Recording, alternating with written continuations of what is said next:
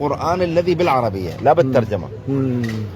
فلذا وجب على كل إنسان أن يتعلم العربية ليدرك إعجاز القرآن. فإذا أدرك إعجاز القرآن علم أن هذا الكلام ليس من كلام البشر، وإنما هو من كلام رب البشر. وإذا علم أنه من كلام ربي عليه أن يؤمن. وإذا آمن بالقرآن آمن برسول الله وآمن بكل حكم من أحكام الله تبارك وتعالى. فصار القرآن منهج حياته وسعادته وراحته وطمأنينته في الدنيا قبل الموت، عند الموت، بعد الموت، إلى أن يدخل الجنة بهذه السعادة. فانظر سبحان الله كيف أصبحت العربية لغة السعادة، لغة الأمن، لغة التوفيق، لغة الفوز والفلاح والنجاح في الدنيا والآخرة.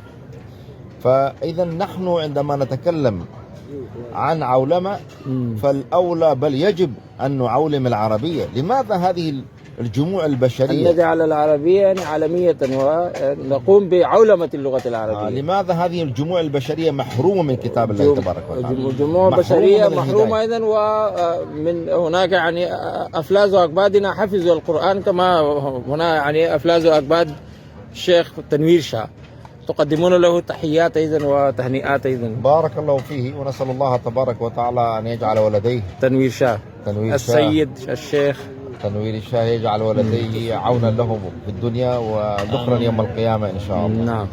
وأن يعطيه أجر كل واحد منهم في قراءة القرآن والعمل به إن شاء الله تعالى. فإذا حقيقة الحفظ، واحد إذا حفظ القرآن ولا يفهم اللغة العربية، هذا كيف ترونه وكيف يكون الفرق بينه والذي حفظ القرآن ويعرف اللغة العربية؟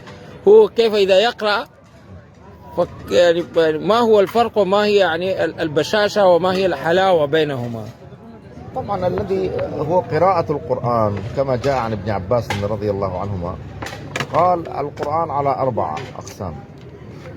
قسم لا يعذر في فهم أحد، لا يعذر في فهم أحد، ولذا جرب غير واحد عندما يذهب إلى تلك الديار، ديار غير المسلمين، ويقرأ عليهم القرآن ولم يسمعوا بالعربية من قبل ويتكلم كلام آخر، يقولون هذا الكلام الأول ليس من كلام البشر، وهذا حدث غير مرة.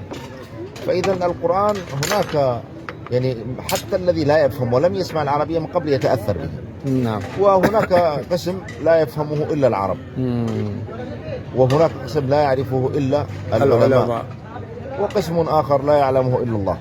الله أكبر. سبحان الله. القرآن له أثر حتى على الأبدان، شفاء لما في الصدور، شفاء للناس.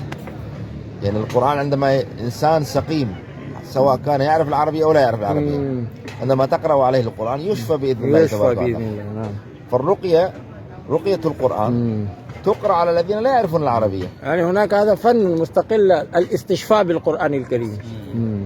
وكذلك يذهب وغر الصدر ووحر الصدر. هذه الآيات كما قال الله تبارك وتعالى شفاء لما في الصدور. فالإنسان بمجرد أن يحفظ القرآن إن شاء الله تعالى رب العالمين يذهب عنه وساوس إبليس. وكذلك نور في القلب. كل من حفظ القرآن قوي ذهنه من حيث الحافظة، وقوي ذهنه من حيث التصور من حيث الفهم. بارك الله فيكم جميعا. نسأل الله تعالى أن يكتب لنا ولكم ثواب هذا المجلس، وأن يجمعنا وإياكم في ظله يوم لا ظل إلا ظله.